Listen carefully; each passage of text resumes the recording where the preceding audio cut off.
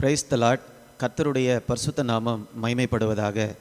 இன்றைய தியானம் யோபு 25ஆம் அதிகாரத்திலிருந்து 30ஆம் அதிகாரம் வரை.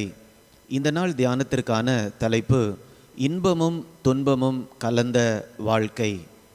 இன்பமும் துன்பமும் கலந்ததுதான் நம்முடைய வாழ்க்கை.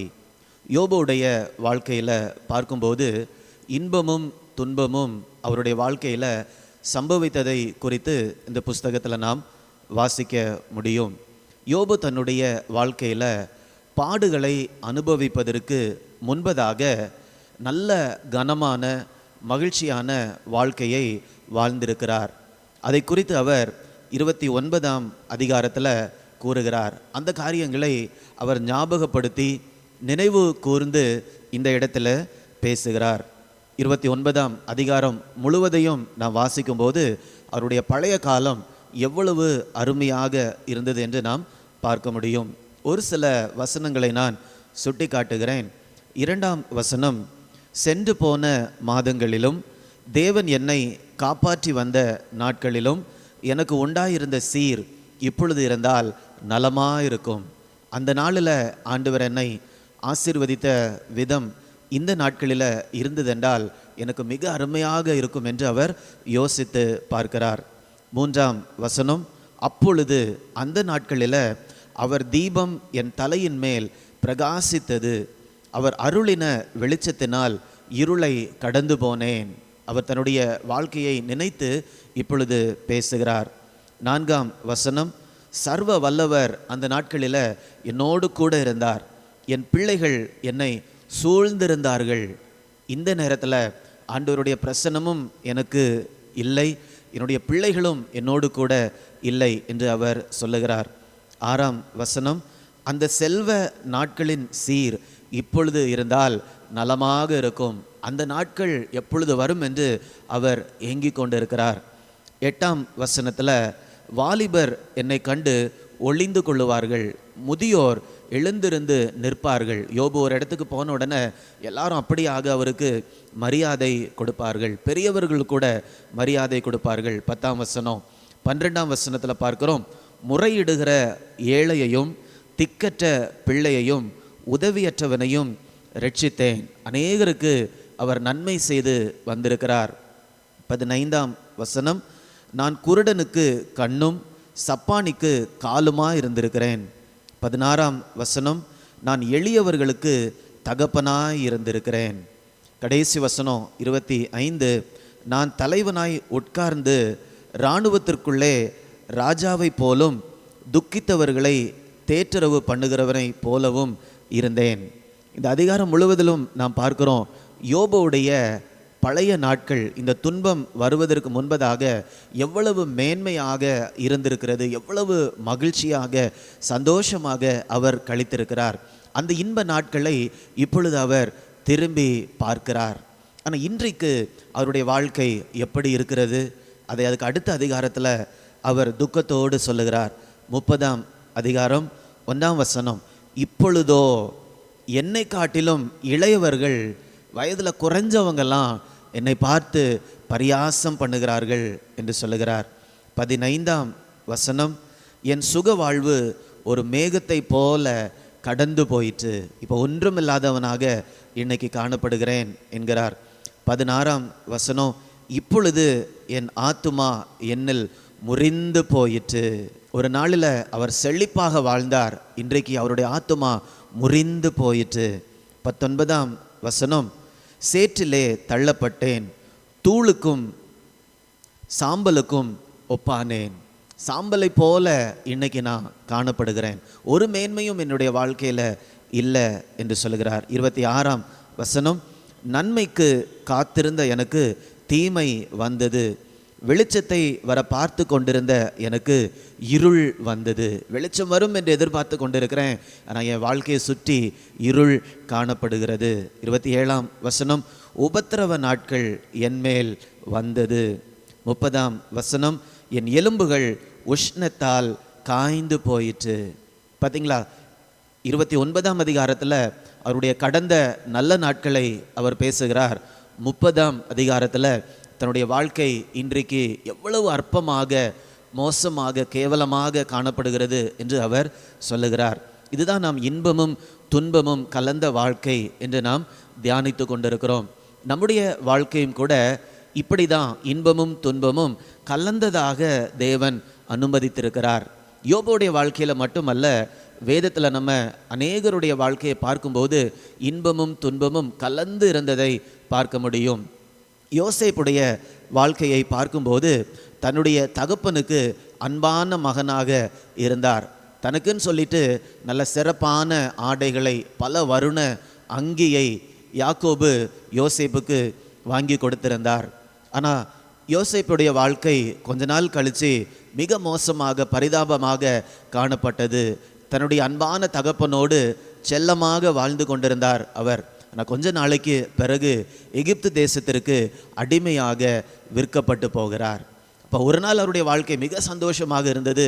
இன்னும் திடீர்னு பார்க்கும்போது அவருடைய வாழ்க்கை மிக தாழ்வான இடத்திற்கு வந்து விடுகிறது. சிறைச்சாலையில் அடைக்கப்படுகிறார். ஆனால் இன்னும் கொஞ்ச நாள் கழித்து பார்க்கும்போது அவர் சிறைச்சாலையிலிருந்து அரண்மனைக்கு அதிகாரியாக அவர் மாறுகிறார். இன்பமும் துன்பமும் கலந்த வாழ்க்கை. இஸ்ரவேல் ஜனங்களுடைய வாழ்க்கையிலையும் அதே மாதிரி தான் இருந்தது. தாவீது ராஜாவுடைய காலத்தில், சாலமோன் ராஜாவுடைய காலத்தில் தேசம் தங்க காலமாக காணப்பட்டது. ஆனால் அவங்க பாபிலோனுக்கு சிறைபிடிக்கப்பட்டு கொண்டு போன பிறகு அவங்க வாழ்க்கை எப்படி இருந்தது என்று சங்கீதம் 137 1ஆம் அதிகாரத்தில் நான் பார்க்கிறோம். பாபிலோன் ஆறுகள் அருகே நாங்கள் உட்கார்ந்து அங்கே சியோனை நினைத்து அழுதோம். சியோன் என்றால் அவர்கள் இதற்கு முன்பதாக வாழ்ந்த இடம், கானான் தேசம், எருசலேம். அப்போ அந்த இடத்துல நாங்கள் வாழும்போது எங்கள் வாழ்க்கை எவ்வளவு சிறந்ததாக காணப்பட்டது. ஆனால் இன்றைக்கி பாபிலோன் ஆறுகள் பக்கத்தில் நாங்கள் உட்கார்ந்து அடிமைகளாக அழுது கொண்டிருக்கிறோம் என்று அவர்கள் அந்த 70 வருஷம் அந்த துக்கத்தின் பாதை வழியாக கடந்து வந்தார்கள். பிரசங்கியில் இந்த காரியங்களை ஆண்டவர் இன்னும் தெளிவாக நமக்கு காண்பிக்கிறார். பிரசங்கி 3ஆம் அதிகாரம் 4ஆம் வசனத்தில் பார்க்கிறோம். அழுவதற்கு ஒரு காலம் உண்டு, நகைப்பதற்கு ஒரு காலம் உண்டு, புலம்ப ஒரு காலம் உண்டு, நடனமாட ஒரு காலம் உண்டு. இந்த 2 காரியங்களும் மாறி மாறி நம்முடைய வாழ்க்கையில் கர்த்தர் அவருடைய அனந்த ஞானத்தினால் அவர் அனுமதித்திருக்கிறார். அதற்கு காரணம் என்ன? புலம்பல் 3ஆம் அதிகாரம் 14ஆம் வசனத்தினுடைய பின்பகுதியை பார்க்கும்போது, மனுஷர் தம்முடைய சமூகத்தில் பயந்திருக்கும்படி தேவன் இப்படி செய்து வருகிறார். கர்த்தரை சார்ந்து நாம் வாழ வேண்டும். நம்முடைய வாழ்க்கையில் உள்ள எல்லா பகுதிகளுக்கும் தேவன் தான் மூல காரணமாக இருக்கிறார். அவரை சார்ந்து நாம் வாழ வேண்டும் என்று ஆண்டவர் நம்முடைய வாழ்க்கை சூழல்களை இந்த பூமியில் இவ்வாறு முன்குறித்திருக்கிறார். அப்போ நாம் எப்பொழுதுமே நம்முடைய வாழ்க்கையில் இன்பமும் உண்டு, துன்பமும் உண்டு, கடினமான சூழ்நிலைகள் உண்டு, சமாதானமான சூழ்நிலைகள் உண்டு. இந்த காரியங்களை நாம் நினைத்து அதை அப்படியே ஏற்றுக்கொள்ள வேண்டும். இதுதான் ரியாலிட்டி. அதை நாம் ஏற்றுக்கொள்ள வேண்டும். உண்மையை விட்டு நம்ம தூரம் எங்கேயும் என்ன பண்ண முடியாது, கடந்து போக முடியாது. ஆண்டவர் வச்சிருக்கக்கூடிய நிஜ வாழ்க்கையில தான் நாம் வாழ்ந்து தீர முடியும். ஆண்டவர் வச்சிருக்கக்கூடிய நிஜ வாழ்க்கையில தான் நாம் வாழ வேண்டும். கற்பனை உலகில் நம்மால் என்ன பண்ண முடியாது, ஒரு நல்ல வாழ்க்கையை வாழ முடியாது. ஒரு உதாரணத்துக்கு நம்ம பார்த்தோன்னா, இன்றைக்கி அநேகர் சமூக வலைதளங்களில், சோஷியல் மீடியாவில் அநேக நேரங்களை செலவழிக்கிறார்கள். அதிகமான நேரங்களை அவர்கள் செலவழிக்கும் போது அதில் என்ன பார்க்குறாங்கன்னா, நேர்த்தியான புகைப்படங்களை அவர்கள் பார்க்கிறார்கள்.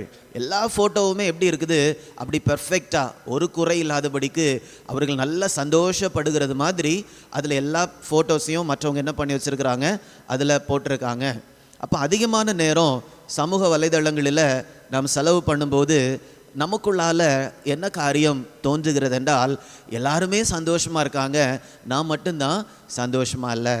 ஏனென்றால் எல்லாரும் தங்களுடைய நல்ல பகுதிகளை தான் சமூக வலைதளத்தில் போடுறாங்க. நல்லா சிரிச்சுட்டு சந்தோஷமாக அவங்க மற்றவர்களோடு சேர்ந்து கொண்டாடுகிறதை போன்ற அந்த புகைப்படங்களை அவங்க நல்லா எடிட் பண்ணி, நல்லா அதில் இருக்கக்கூடிய குறைகளெல்லாம் கட் பண்ணி வெளியில் தள்ளிட்டு சிறந்த பகுதியை அங்கே போடுறாங்க. அப்போ அதை பார்க்கும்போது இதுதான் நிஜ வாழ்க்கை என்று ஆழமாக அதை நாம் யோசிக்கும்போது அதிகமான ஒரு மன அழுத்தத்திற்குள்ளாக கடந்து போய்விடுவோம். அநேக ஆராய்ச்சிகள் என்ன சொல்லுகிறது என்றால், அதிக நேரம் சமூக வலைதளத்தில் இருக்கிறவங்களுடைய வாழ்க்கையில் மன அழுத்தம் அதிகமாக காணப்படுகிறது. அப்போ மன அழுத்தத்திற்கும் அதிக நேரம் சமூக வலைதளங்களில் ஈடுபடுவதற்கும் ஒரு இணைப்பு இருப்பதாக இந்த நாட்களில் அநேக ஆராய்ச்சிகள் சொல்லுகின்றன.